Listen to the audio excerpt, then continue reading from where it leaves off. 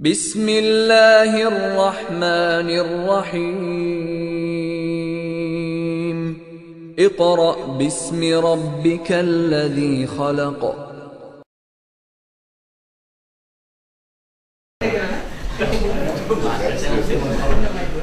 Inshallah, brothers and sisters, Assalamu alaikum. So today we'll go over the rest of the issues about Salah. So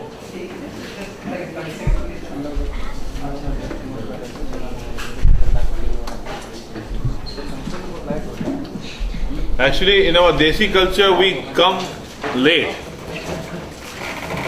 Although I try my best to start everything on time and end on time.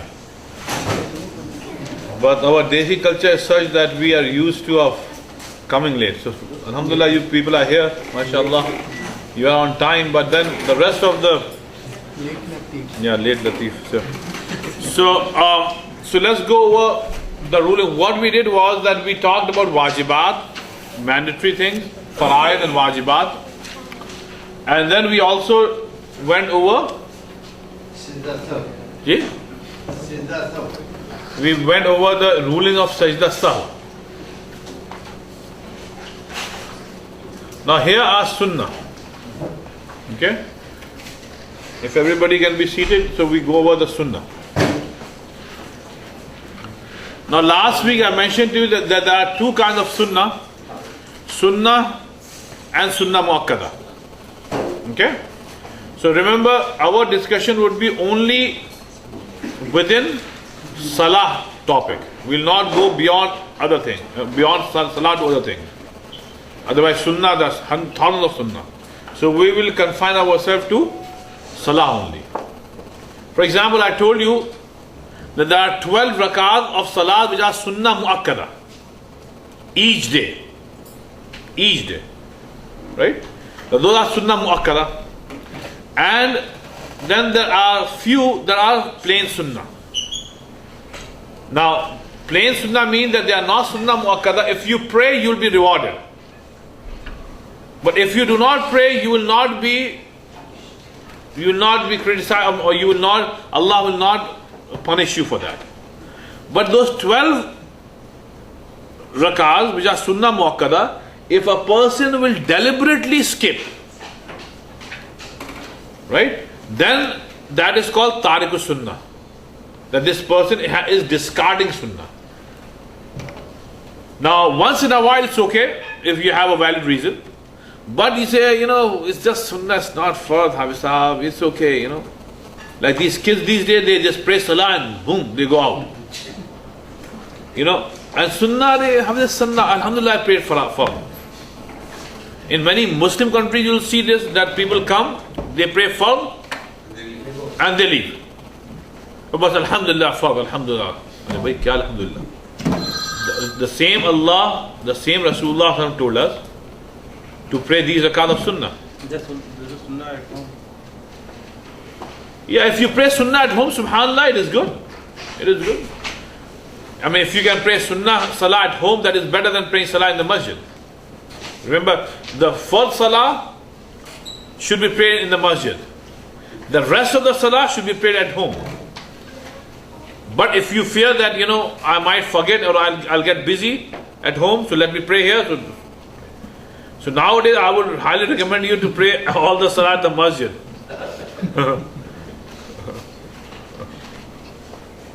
So what are those 12 Sunnah? 12 Sunnah, I'll come to you. 12 Sunnah, you were here last week? Yeah. Okay, I'll review. 2 rakat of Sunnah before Fajr. 4 rakat of Sunnah before Fajr. Before Zohar.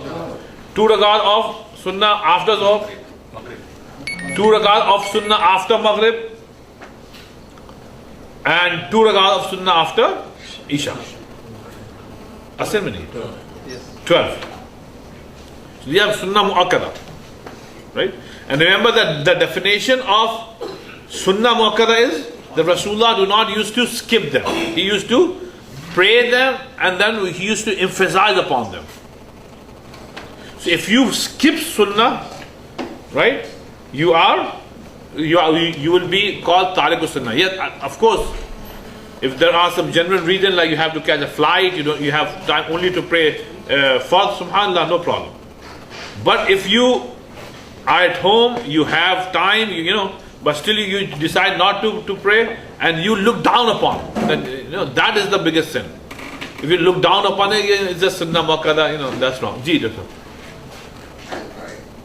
Pray two sunnah at home before Fajr. Before? Fajr. Fajr, ji. Before you go for mosque. Is afdal then? Yeah, it is afdal. It is afdal to pray at home, those 2 rak'ahs of sunnah before Fajr, and then come to the masjid to pray Fajr. Our Rasul sallallahu alaihi wasallam used to do this. You see? And then after praying 2 rak'ahs of sunnah of Fajr, Rasulullah sallallahu alaihi wasallam used to lay down and used to take rest. And then would come to the masjid to lead Fajr Salah. But I would recommend you not to follow this.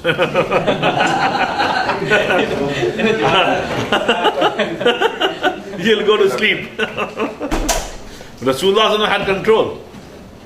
You see? In many ahadith, you see that some sahabiyat have said that Rasulullah had power which you guys don't have. I'm sorry.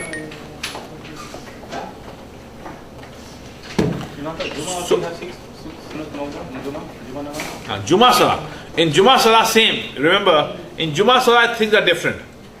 Right? You will pray 4 rak'ahs of sunnah before Juma. Right? Before Juma. And that's sunnah muakkada.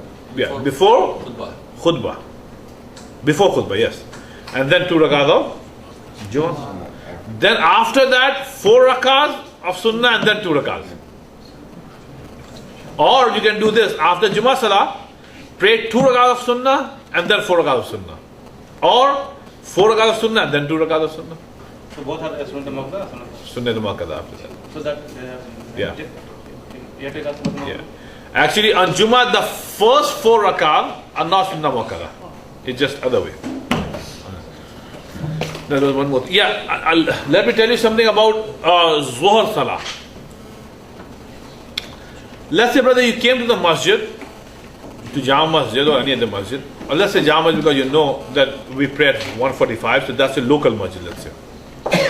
You came in at, let's say, 1:42, 43,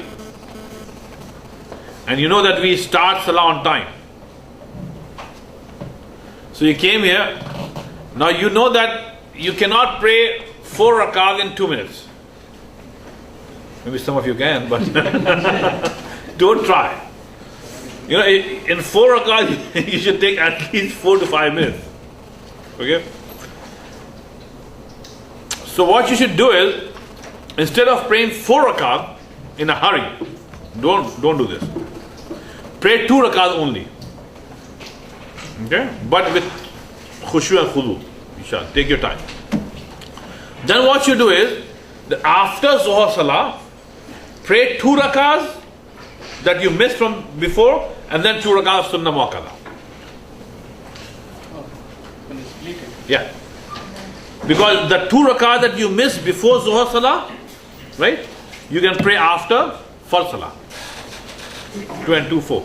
So आप नीचे हो जाएंगे. And if you can make it just 2 fard and then, because if you're late, and you just join the fard. Yeah. If you are late and you join the Fard, then? उसके बाद If you missed all 4 before Zuhr, all 4. So you can pray those 4 after Zuhr Salah. Of course you can do that. So which is better, to split or do after namaz? I would say split. if you have time. If you have time, because you have 2 minutes, you can still pray 2 rak'ahs. Because remember, when you reach the masjid, you have to pray 2 rak'ahs of Tahiyatul Masjid before sitting, or you should pray. So let's say you reached at 1:43, 42, whatever. You have time to pray 2 rak'ahs of Tahiyatul Masjid. So don't pray Tahiyatul Masjid. Pray Sunnah, because Tahiyatul Masjid is included in that then. So you don't have to pray 2 rak'ahs of Tahiyatul Masjid separately. So when you pray 2 rak'ahs before Zuhr, because the time is short, so that includes Tahiyatul Masjid. So what I'm saying is, you have to pray Tahiyatul Masjid, So why not pray Sunnah Muakkada? Because which is more important? Sunnah Muakkada. Those 4 rakats. So at least pray 2 rakat. Yeah. Ye ho gaya. Yes. In the Fajr time, I mean, if you miss that 2 rakat because you were catching to the first, can you pray after the first? Can you pray after the Fajr? Yes. But after Ishraq. After the sun has risen. But why after Fajr is it time that? No, there is no salah after Fajr till the sun rises. What is time period? Time period? बहुत वक्त ना लेना चाहिए जब सूरज जाके देखते हैं. Oh, after the sun has risen, right? It's what, 15 to 16 minutes. Yeah, we have said that. We have the time for Ishraq. So, yeah. So what if you come to the masjid and you miss all the sunnah mu'adda for Dhuhr salat? You miss all the sunnah mu'adda and you missed your tahiyatul masjid sunnah. And then, so what would you do after? Would you still pray the 2 rakats for the sunnah for entering the masjid? No. If you have to pray salah, right, then pray sunnah. Don't pray tahiyatul masjid. Tahiyatul masjid is prayed when there is no other salah. Like you came to the masjid, right? And there's no time for salah, right? You are just sitting there waiting, right?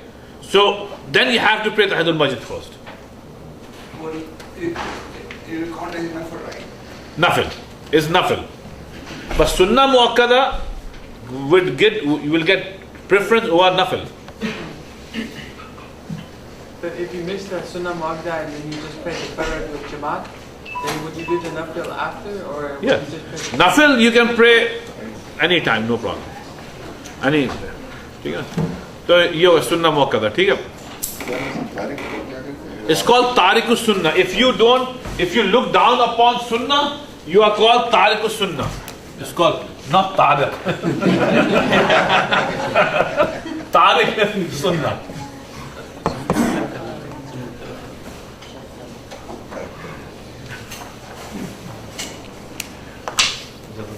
Tariq means to leave.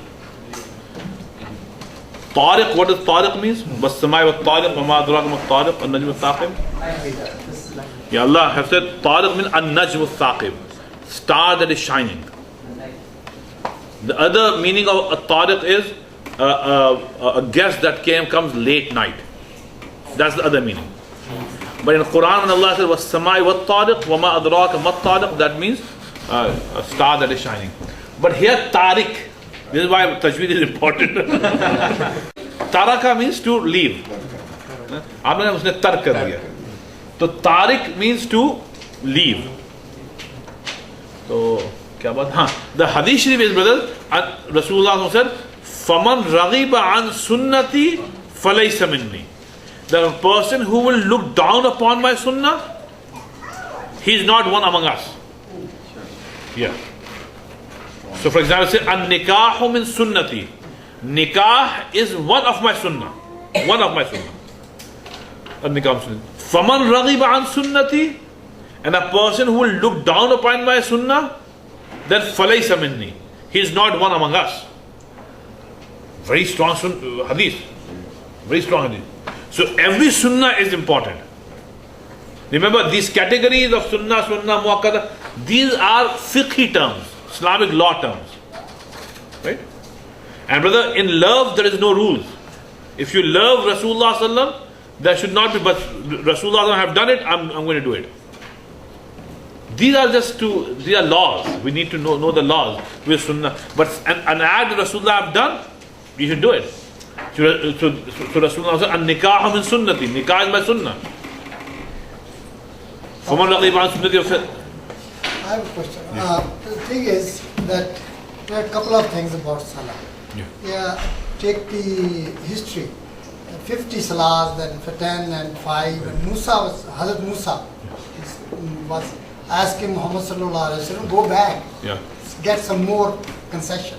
That means it's too much. But, and then there is this Sunnah and Farz and Nafal and all. This is the reason behind all that, is that one is our duty. Farz is our duty.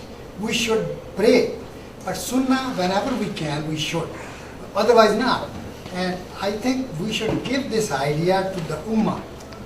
Many people in Pakistan or India, they don't pray because when they think about 17 rakah in Isha, they are afraid to go in the masjid.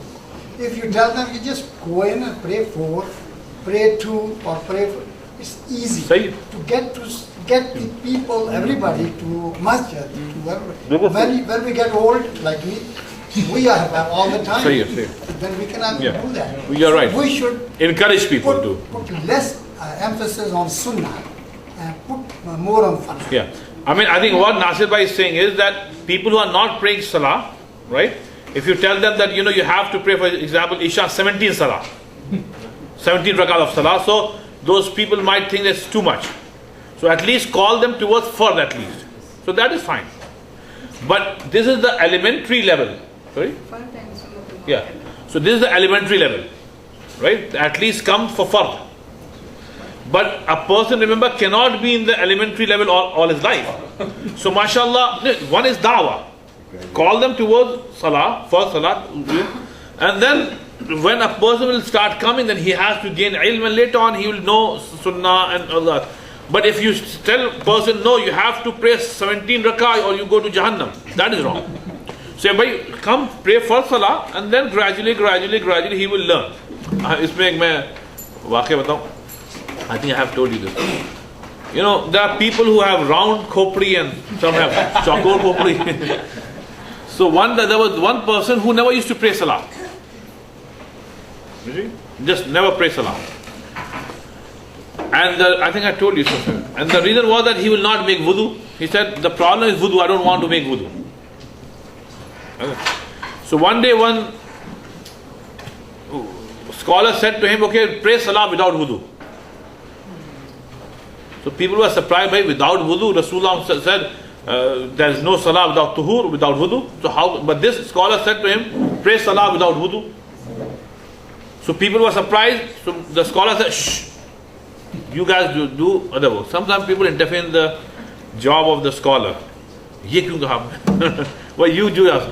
So what happened was that he let him pray salah without wudu. So this person was also foolish. He said, okay, I'll pray salah but without wudu. So he kept on praying salah without wudu for a long time. One day he realized that, what am I doing? For months I'm praying salah without wudu. Why don't I make wudu and pray salah? So this happens gradually. So what Nasir is saying, that we call people towards for salah, of course, right? And then when a person comes, he should know the importance of sunnah, wajibat. Like alhamdulillah, you people, alhamdulillah, have been praying for a long time. Now if you will just pray first and say khalas, that is wrong. Then mashallah, you have iman and you are doing. So now we should try to follow all the sunnahs of Rasulullah as much as possible. But a person who is not praying salah at all, at least pray first salah. Please brother, pray first salah. Like children, teach them first salah and later on inshallah sunnah and witr and all that. So last week we did faraid and wajibat. So we did this, right? Okay. Now these are the sunnahs. Now sunnahs mean that these are the acts that you should do. But if you will not do these things, sajda sahw is not wajib. You don't have to do sajda sahw. Okay? But it will still reduce the reward of your salah. Right? Now see brother, how many things you do on this. To raise the hand up to the earlobe. Like say, Allah, here, Allahu Akbar. Till here, right? If you say Allahu Akbar, Allahu Akbar, that's wrong. Till here, Allahu Akbar. Yahan bhi mat kariye. Do not do it till here. That is wrong, right? Till earlobe, Allahu Akbar. Isko chune. It's not important to touch your earlobe. Agar yahan bhi hai, that is also fine. Allahu Akbar. But at least till here. Okay, Allahu Akbar. But I was to say Allahu Akbar is important, right? Yeah. You say Allahu Akbar is very important. Yeah. Just come with the tahrim. Keeping the fingers and palm towards the Kaaba. Like this, fingers towards the Kaaba. Not like this. Fingers should be towards the Kaaba. Right? Fingers and palm, everything towards. towards the Kaaba while raising your hand. For Imam to say the first Takbir Tahrima loudly, that is Sunnah. If I am leading and I do not say Allahu Akbar loudly, so how would you know? You will know only when you will see me folding my hand, then you'll say, I think he started the Salah. So to say loudly Allahu Akbar, that is Sunnah. So if the Imam, let's say by mistake, said Allahu Akbar in a low tone of voice, he doesn't have to do Sajda Sahw, no. But he did something which is against Sunnah. To tie the hand beneath the navel. But this is very important. Some kids stand like that. There are certain ways to fold your hand. The Hanafi school of thought is below the navel. Yeah, to tie the hand beneath the navel. If you go like this, that is wrong. Some people go like this.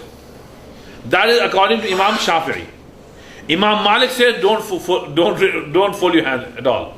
So you see some people just standing just like that without folding their hand. But there are hadith that shows that Rasulullah sallam folded his hand beneath the navel. That is important. Is it for both men and women? Oh, good question. Now for sisters is different. The sister, actually, brother, this is a very important question. For sisters, there are few rulings. Next week, I think I should make because there are some people here in the community who say that women should pray exactly as men. So when they sit in tashahhud, they should sit exactly as men sit in tashahhud, and they should fold their hand exactly as men. So tomorrow, remind me. I'll bring all those things tomorrow. Next week. Okay, inshallah. But women have to tie their hand on their chest. Okay. Fifth is reciting Sana. Subhanaka Allahumma wa bihamdika wa tabarak asmuka wa ta'ala jadduka wa la ilaha ghayruk. That is Sunnah.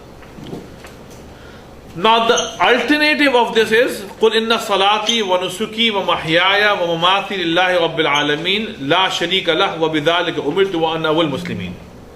But the Hanafi school of thought again says that it is better to do Sana, Subhanaka Allahumma. So let's keep it to Sana. Yep. Reciting A'udhu Billah softly till then. Yes. If you are reading A'udhu Billahi Minash Shaitanir Rajeem in a loud voice, that is against Sunnah. You cannot read A'udhu Billahi Minash Shaitanir Rajeem in a loud voice. Yes. Now to recite Bismillah ar-Rahman ar-Rahim softly till the end. That is the Hanafi school of thought. The Shafi school of thought says that no, you can raise your voice. So let's say if you pray in Masjid Sunnah or Masjid Bir and Masjid Nur, when other school of thought are followed, so they raise their voice with Bismillah ar-Rahman ar-Rahim. But that is fine. But the Hanafi school of thought is that Bismillah should be read softly. Ameen should be said softly. Now remember regarding Ameen, Hanafi school of thought is that we should read it softly. Now, other school of thought said that you can raise your voice, but not scream. No school of thought said that you should scream. Now in the masjid, it is screaming, literally screaming. Ameen. Ameen is a dua. Ameen is a dua, which means, oh Allah, accept. Right? Well, Dhalin, Ameen. It's not screaming. So this screaming, no Imam have ever said that. So here softly means to say Ameen in your heart, or say Ameen, that's it.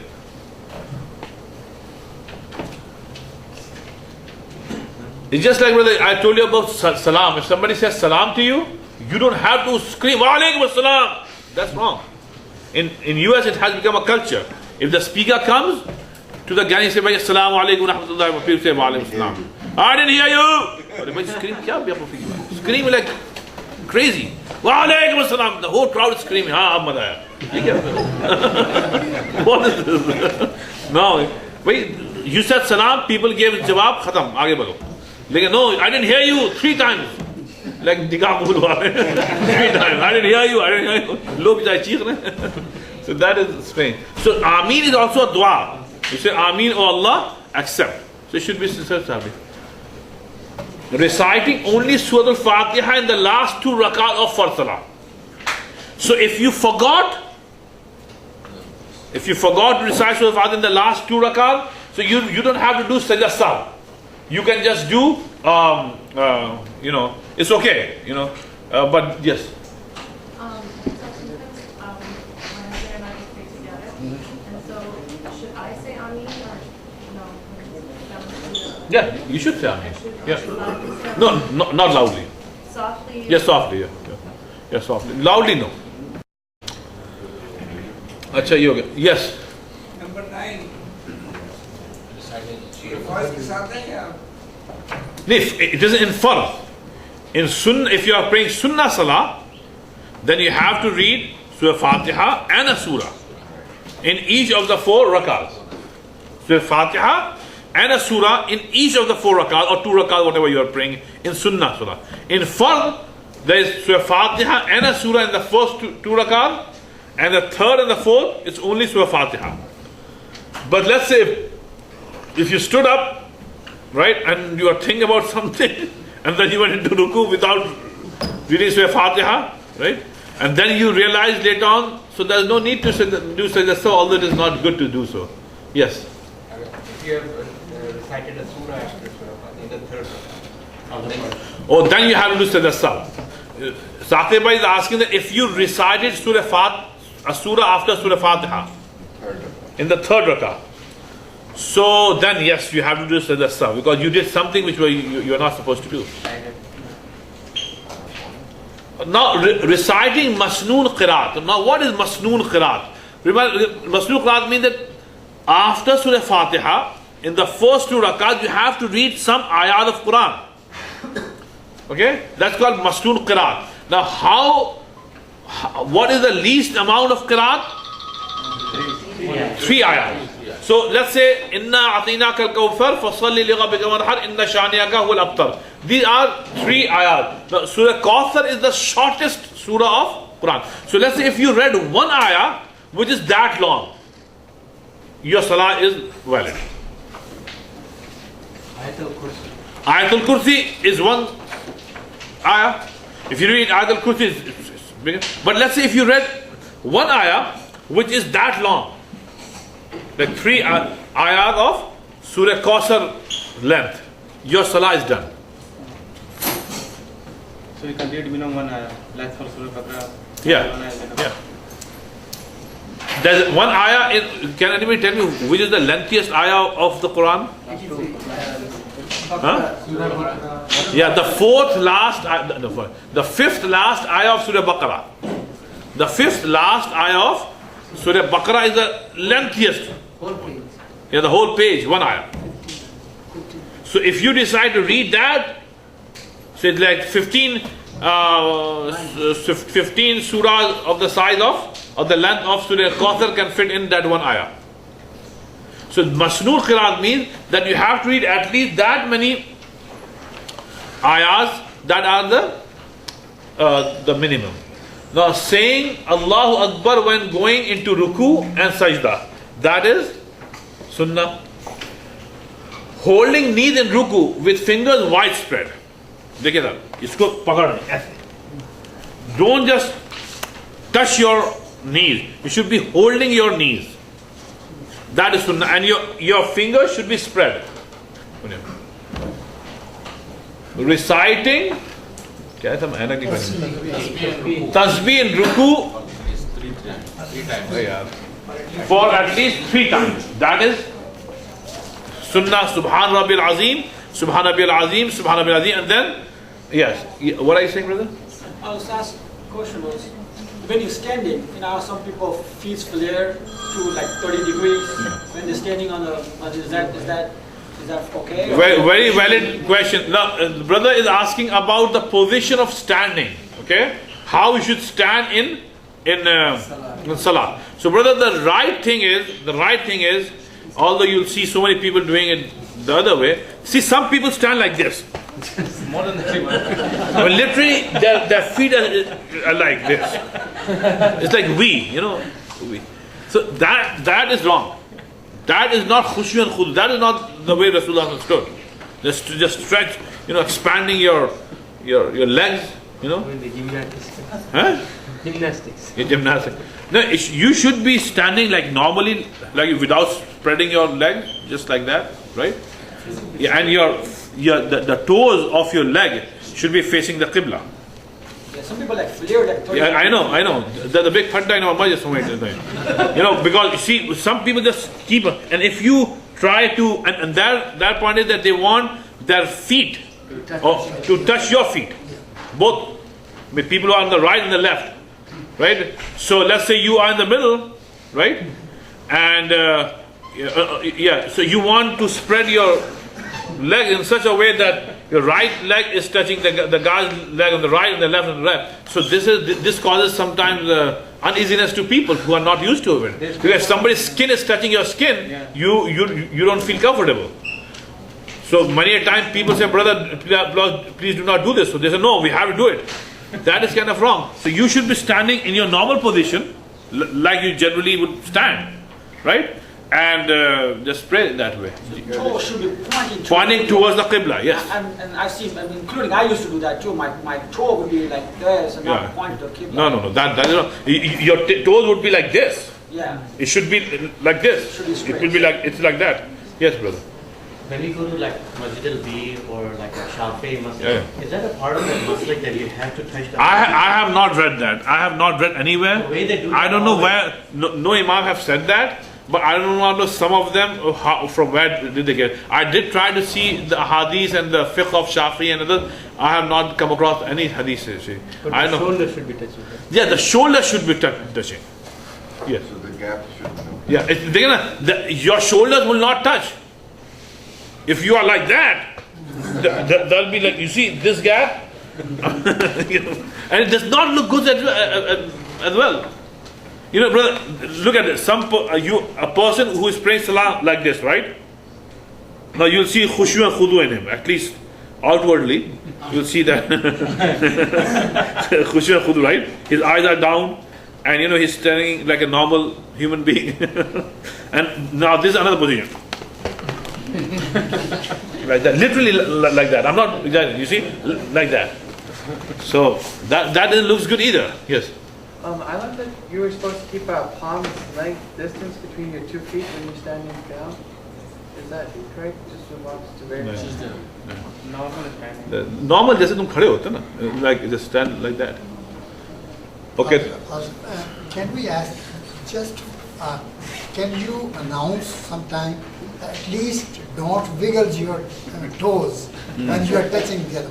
It's very I know. And it's jarring and it's very uncomfortable. Very uncomfortable.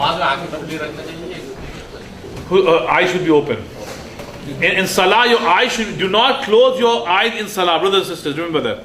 Do not close your eyes in salah. If Allah has given you eyes, then keep them open. Allah hates to see a person closing his eyes in salah. Why do you close it? You say, oh, I'll get more khushu and khudu. No. Open your eyes. Look at the spot of sajda. That. Okay, saying. But sajda mein to aap band kar sakte hain na, sajda mein jaye to aap band kar sakte. Sajde mein? Yeah, why would you like to close your eyes in sajda? No, in the whole salah, our eyes should be open. Even in sajda, why would you, close your eyes? Because, yeah. In fact, sajda is the pinnacle of your salah. So, our fuqaha have written that it is makruh act to close your eyes in salah. I have seen so many people doing this in the masjid, but I don't know. Saying of Imam, Sami Allahu liman hamida. Sami Allahu liman hamida. Imam would say Sami Allahu liman hamida. The muqtadis will not say Sami Allahu liman hamida. Some people say no. You just listen to the Imam when he says Sami Allahu liman hamida. Then you say Rabbana wa lakal hamd. Now you have to say Rabbana wa lakal hamd as a muqtadi. Now if you are reading alone or by yourself, then you say both. Sami Allahu liman hamida and Rabbana walakal hamd. No. What is the tajweed of reciting tasbih? Subhana Rabbiyal Azim. Yeah. What is the tajweed? Like how do you write in Arabic? Okay, I'll write for you. No problem. While going in sajda, placing hands and knees first on the floor before. What happens is that when you are going to the sajda, right, don't put your hands first. First you should put your knees, then hand, then forehead. Whatever part of your body is closer to the ground, you should put that first. So your knees are closer to the ground, so put your knees first, then your hand, then your forehead. That's it. क्या लिखा भाई? Reciting tasbih in sajda for at least 3 times. Subhan Rabbiyal A'la, Subhan Rabbiyal A'la, Subhan Rabbiyal A'la. Now sitting briefly between the 2 sajda. Now it should be brief, it should not be very long. Yeah. Yeah, it should not be too short either. Maqul waqt. While in qada sitting, keeping the right foot upright and sitting on the left foot. Sometimes it is difficult, but if you try, you get used to it. If you try. Some people who have sitting problems sitting, they have problem with the knees, then that's different. Then Allah subhanahu wa ta'ala will. Yes. Now keeping the palm. When you're sitting in the middle, you said that 3 times. When you're sitting. It is not sunnah. It is not sunnah. मैं यहाँ से पढ़ लेता हूँ. आयना नहीं लगा क्या है? Oh, लेकिन मेरे पास तो है नहीं. Yeah, keeping the palm on the thighs while sitting. Okay. Tashahhud and raising the index finger during tashahhud. Now what it means is, that means when you say Ashhadu an la ilaha illallah, right? So when you say illallah, right? Yeah. Raise your finger and then put it down. Ashhadu an la ilaha illallah. Then put it down. Ashhadu an la ilaha illallah, put it down. Now, you see, there are people who keep on doing like that. Some people do like this, some they dance with their finger, and there was a particular brother, he will literally do like this. You know, literally, I'm not exaggerating. So many years ago, brother Sheikh Abdul Rahman al Khalid, he's a big scholar from Jordan, Kuwait. He came. So I asked him questions. I said, "Bhai, why people do this? You know, what is it?" He said, "No, it is wrong." He said, "Just say Ashhadu an la ilaha illallah and put it down." Please tell them. So he told people that what is this? Because you cannot concentrate, and it looks bad as well. It's strange, you know, complete emotion. So he told them, but there's still people doing. So Ashhadu an la ilaha illallah wa ashhadu anna Muhammadan Rasulullah. Some people keep their finger up straight throughout the tashahhud, right? So the Hanafi school of thought said no. The Ashhadu an la ilaha illallah and ashhadu anna Muhammadan Rasulullah. So that much is. But the Shafi school says No school of thought says that. You get the Muqtadi should listen and remain silent. Yeah, that's sunnah. Now here comes a question. Should you recite Surah Al-Fatiha after the Imam? The right thing is that you should sit quiet or stand quiet. If the Imam is reciting, listen. Right? So you should remain quiet. So this is first how Now in the other rak'ahs in which the Imam is reading silently, then you have an option either to read or not to read. Yeah. Read or if you decide to keep quiet, to remember Imam is responsible for your salah. Let's say if you do not read a word, but you said Allahu Akbar and then you are just standing quiet. You did not do tasbih, you did not do tashahud, nothing. It is against sunnah to do so. But your salah would be valid. But if you are praying alone and you did not read anything, then no. No, then masala. भाई क्या है बताइएगा? Durood in the last qaida. Yeah, reading the durood, meaning Allahumma salli ala Muhammad wa ala ali Muhammad kama sallaita ala Ibrahim wa ala ali Ibrahim innaka Hamidum Majid. Allahumma barik ala Muhammad wa ala ali Muhammad kama barakta ala Ibrahim wa ala ali Ibrahim innaka Hamidum Majid. This is sunnah. You should read it. Okay? Can we add any other du'as with it? I'll explain. Okay, the rest is to recite the dua after durood, and that is any dua. ربنا اغفر لي ولوالدي وللمؤمنين يوم يقوم الحساب. اللهم اغفر لي حينا وميتنا. जो भी any dua, right? That is sunnah. Looking at right and then left. Assalamu alaikum wa rahmatullah. And then left. Assalamu alaikum wa rahmatullah. That is sunnah. So how is that? Tashahhud and durood and all the dua are sunnah. Sunnah. But if we don't pray, don't recite, then our salah will be valid. Valid if you are behind the imam. But when you are praying on your own and you do not recite anything, that is wrong. You should not be doing that. Okay. Yeah, to say first salam a little bit loud, Assalamu alaikum wa rahmatullah, and the second one could be in a lower tone of voice, that's fine. But remember, the first salam is wajib.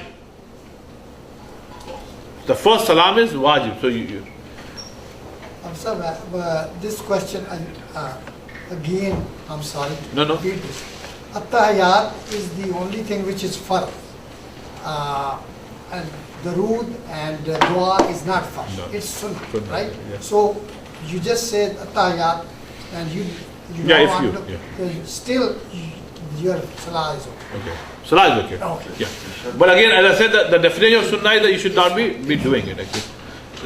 Thing is that, let's say if you are very desperate and you deliberately broke your wudu. Deliberately. Right? So after tashahhud, so then your salah is well, there's no need to repeat it. Muqtadi also has to say loudly the salam, first salam. Yes, everybody has to say salam. Or Huh? if we are alone, then also we Yes. Okay, making intention for the angels and Muqtadi followers at the so when you say Assalamu alaikum, you should make intention that may Allah's peace and blessing be upon the angel and all the brothers who are on my right and then on my left. So ये तो हो गया साहब. अब next कर ले. Now these are the sunnahs. जो कल भेजी थी वो आपको मिल गई थी? Okay, yes. हाँ कर देते हैं. नहीं अब email की जरूरत नहीं है. The thing is that now everything is on our website. You go on the website. Iqbal bhai they keep on posting it. Up ICOorlando.org, everything. Whatever we learn here, we post it. By tomorrow it will be there. By tomorrow it will be up there. Yeah, well, actually, sorry, it is a repetition. So it is a sunnah again. Can you please go forward to the makruhat? Actually, वो मैंने आपको गलती से दोबारा भेज दी. Yeah, बस. अब ये desirable है, I mean mustahabbat हैं. I will not take much time on this. You can just read. Mustahabbat means it is recommended that you should do it, although they are not sunnah, but these are things that will make your salah better. I mean, just let's go over it quickly. To pull the palms of the sleeves while saying the takbirat al-tahrima, to say that the tasbih more than 3 times during ruku and sajda, to fix your gaze towards the place of sajda and qiyam and ruku, and the feet in ruku, and then on the lap during qaida, to try not to cough. That is mustahab. To try not to yawn. And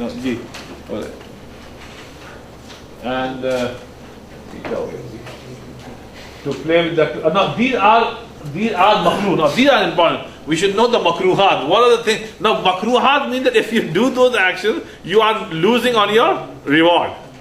So this is very important. We should know what are makruhat, so that we should not do it. Now, the first makruh is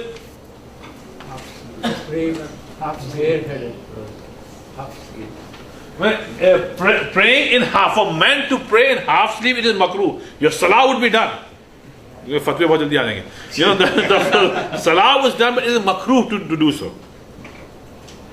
Okay? And for sister, if you have half sleeve, your salah will not be done. You have to have your full sleeves.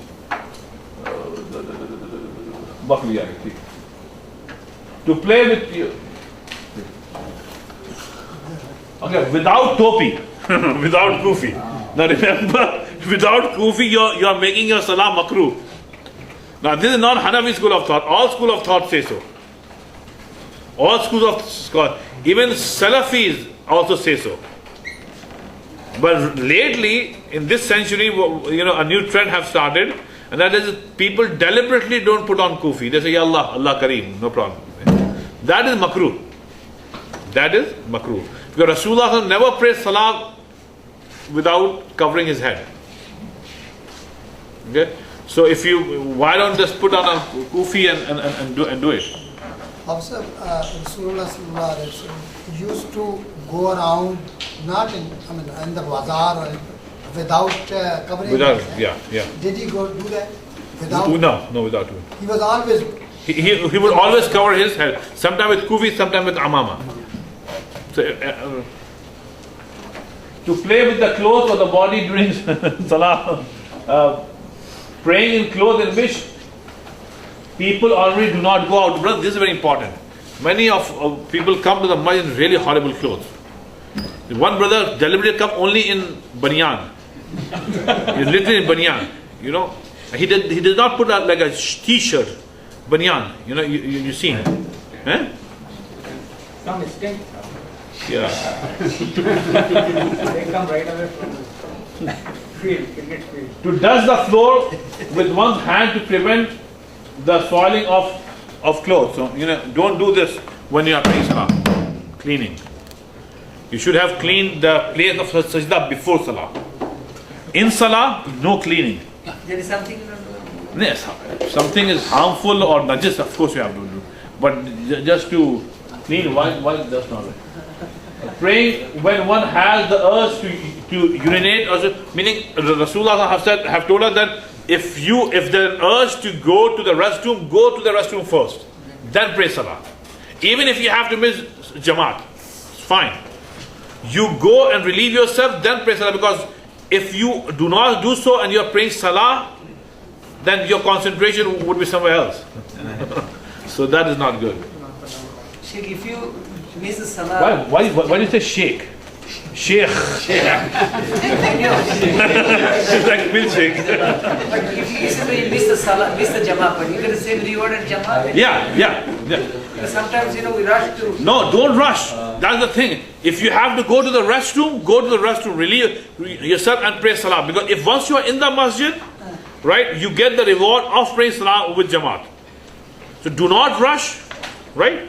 I told you, do not walk on your normal pace. And second thing is, if you have to go to the restroom, go to the restroom and then pray salah on your own, you get the reward. Our fuqaha have written something very important. He said that let's say you came to the masjid to pray salah. And now the salah is started and now you find yourself in need of going to the restroom. Now you are confused that, what, I'm going to miss salah. Especially if I'm leading salah, I'm quick. So now you went to the restroom. You took your own sweet time there. You came out, you found out that salah is finished. Brother, what fuqaha have written? They said you get 2 rewards. 2 reward, one for praying salah in the masjid. Second reward for feeling the remorse of missing the salah. That remorse that you feel, I missed the Jama. Allah likes that remorse because you tried your best. But for natural reasons you were unable to. So this remorse will also give you Reward. Plus you get the reward of praying with Jamaat because you came with the same intention. So Allah Kareem, brother, don't worry. Okay. Turning the face away from the Qibla and looking around. Huh?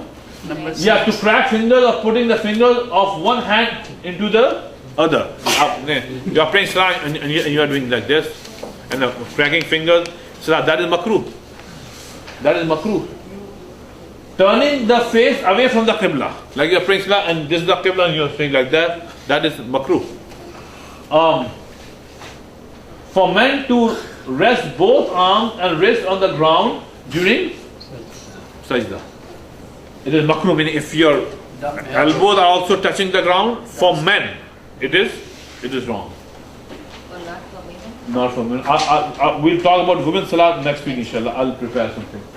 Praying once, praying on someone else. Sitting in front of you. Praying upon someone else is sitting in front of facing you. Meaning, let's say you have to pray salah and there is a person who is sitting facing you. It's not that his back is backs, no problem. But if a person is facing you, that is makruh. Because this resembles as if you are praying to him. So it's kind of makruh. Right? And then yawning intentionally and not trying to prevent it. See, that is makruh. But it is unintentionally? Unintentionally, fine. But when you yawn, put your hand on your mouth. Even if you are in salah, put your hand on and do not make a sound. No. That is makruh. In fact, to make a sound outside salah, when yawning, that is wrong. And when you yawn and make a sound inside, it is even super makruh. Super makruh. Okay. Closing the eyes. Okay, see? Now, it says that some fuqaha say if it increases your concentration, right? Now remember, this is some fuqaha have written. But brothers, I'm telling you, if you make it a habit of not closing your eyes, you will get the same concentration. Remember that. Yeah. Because when you close your eyes, so many different pictures come up in your eyes as well. So standing alone in a row. Okay, this is important because let's say you came to the masjid and the first Jamaat, first saf is full. Now, when you stand alone in the second rak'ah, so that is makruh. Because Jamaat is at least two people. If you are alone, then it's makruh. So what you should do is, right, you should get one person by tapping his shoulder and he can come and join you in the second rak'ah, and those two brothers in the first saf, they should fill up the gap. That is the masala. But what I recommend is do not do this. Do not do this. Some people, that guy might get mad.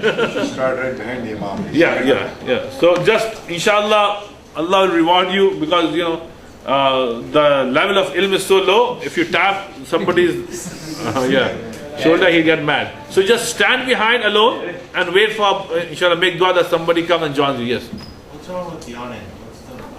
Yawning is from shaitan. That's why Rasulullah never yawned in his life. You know that?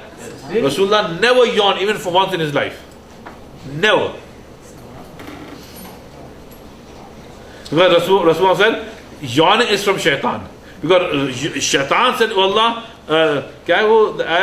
when Allah kicked him out of Jahannam, he said, فَلَا يُغَيِّرُنَّ خَلْقَ اللَّهِ. Oh Allah, I am going to change your khalq, your creation. And one is that brother, you have a beautiful face. Ask your kid to take a photograph of yours when you are yawning. So that is yughayiruna khalq Allah. Nobody, that person doesn't look good. Okay? So Rasulullah said, Allah has saved me from shaitan. So Rasulullah never yawned in his life. Okay? So when we yawn, and remember we start yawning the moment we say Allahu Akbar. So we should make it a habit not to yawn in Salah. Also, you said put your hand in front of your mouth. How about sneezing? Put your arms in front of you. Yeah, when you sneeze and you are in public, you're not alone, then of course you should put your Salah and even in Salah. Even in Salah. But yawning, put your hand on your mouth, because that does not, your face will not look good. Praying in clothes with pictures of living things on them. Going back to yawning, when you yawn, actually you have to say, A'udhu billahi minash shaitanir rajeem. Astaghfirullah, but not in Salah, brother. You cannot say it. Okay, praying in clothes with pictures of living things, that are wrong. Praying in you know what? Sometime, it was like last year or something. In Salatul Zuhr on Sunday, one brother came and he had this t-shirt on. There was such a vulgar thing written on it. Literal word. One brother said, Sheikh, read. And he was praying Sallallahu. I said, Sheikh, read. Wallahi, brother, wallahi, this was the most vulgar thing I have ever read in the masjid. And the t-shirt was, I think he got free from this company called Budweiser. So they had Budweiser here and something very vulgar written. I said, Allah, how can he? And he was praying Salah with khushu. So that is common sense, brother. So with pictures on or anything wrong written on that, we have to be really careful. Praying in a place where there is a picture in front, above, right or left, or at the place of sajda. So it's makruh, yes. So how about like musallas, they have like the picture Kaaba or picture Masjid? No, living beings. Not to count ayahs, surahs, tasbih on the fingers while praying. Outside is fine. In Salah, you cannot count in such a way. Okay. 17 is to yawn or stretch arms to remove laziness. Like that's completely wrong. Doing something against Sunnah while praying, it's all makruh. How about referring Quran? Can you read Quran in namaz? Sorry? Suppose you want to read some new surah, can you refer Quran? Very good. Next week, brother, we have the last segment of this, the rules of Salah, in which inshallah we'll talk about what are the things if you do, your Salah will completely be fasid, will just break. Right? One other thing is that what Naseem Bhai pointed out, and since Ramadan is coming, the Hanafi school of thought is very strict on this. And that is that when you are praying Salah, you cannot read anything from a book. Even if it's Quran. Even if it's Quran. Because Quran should be read from your memory. Now, in Salah Tarawih, you see that many Imams here, they open the book and they read. In fact, many Muqtadis also, they take the Quran out and they are reading with the Imam, or they are correcting the Imam. Yeah. Yeah, they refer. Yeah, I mean, I'm not kidding. I mean, they are behind. In our masjid, they do in our masjid. Yeah, ab kya gaye, free country. So Hanafi school of thought is very strict. They say that the Imam who is reading from the Quran, his Salah is fasid, and the Muqtadi's Salah is fasid as well. You cannot read. So inshallah next week we'll do this and the sisters' Salah. So I think things that break Salah. Next week, yeah. Mawaqid Salah. So brother, so we could not do any hadith. I'll just do one hadith because for barakah I don't want. Yeah. Sajda, when you go to Sajda, can you use two hands to pull the shalwar or pants a little bit? Like when most people Sajda, they just pull it. Can you use two hands? Your pajama or your trouser? Yeah. It depends how desperate you are. Okay, now next thing inshallah, besides the mufsidat and the sister salah, we'll talk about mawaqid salah. Okay, mawaqid salah means that the time of salah. So the first hadith on that topic is this. I'll just read it for barakah so that we don't miss a class with hadith. The first hadith, brothers and sisters, is that it says that oh, here, mashallah. Now this is the first hadith. Okay, here. Okay, once Umar ibn Abdul Aziz delayed the prayer, and Urwa ibn Zubair went to him and said, once in Iraq, Al-Mughira ibn Shu'bah delayed his salah, and Abi Mas'ud al-Ansari went to him and said, O Mughira, what is this? Don't you know that once Jibreel came and offered the Fajr Salah, and Rasulullah sallallahu prayed too, and then he prayed again in Zuhr Salah, and so did Rasulullah sallallahu, and again he prayed Asr Salah, and Rasulullah sallallahu did the same. Again he prayed Maghrib Salah, and so did Rasulullah sallallahu, and again prayed Isha Salah, and so did Rasulullah sallallahu. And Jibreel said, I was ordered to do so, to demonstrate the prayers prescribed to you. Umar ibn Abdul Aziz said to Urwa, be sure of what you say. Did Jibreel lead Rasulullah at the stated time of the prayer? Urwa replied. Bashir ibn Abi Mas'ud narrated like this on the authority of his father. Urwa added, Aisha told me that Rasulullah used to pray Asr Salah when the sunshine was still inside his residence during the early time of Asr. So inshallah we'll talk about this hadith next week, but one or few things. Allah sent Jibreel alayhi salatu wasalam. He came in person. Jibreel came in person to Rasulullah sallallahu alaihi wasallam to show to him the times of Salah, the 5 times of Salah. So Jibreel came and he led Rasulullah sallallahu alaihi wasallam. So Jibreel was the Imam, okay, and Rasulullah sallallahu alaihi wasallam was the Muqtadi that day. Okay, so he Fajr, Zuhr, Asr, and Maghrib, Isha. So at each of these 5 times, Jibreel will come, especially from the sky, to demonstrate the timing of Salah, and Rasulullah sallallahu prayed behind him. Okay, so the time of Salah, right, were told to Rasulullah sallallahu by Jibreel alayhi salatu wasalam. And now we learn the time of Salah, from this hadith. So that means also then he also saw how to stand, how to go. Yes, exactly, everything. Okay. So to delay the Salah from its afzal time, that is makruh. Meaning, when the Salah time arrives, the best thing is to pray Salah at its earliest time.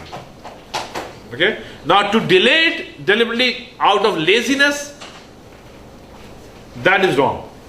Okay. So inshallah next week we'll talk more about it.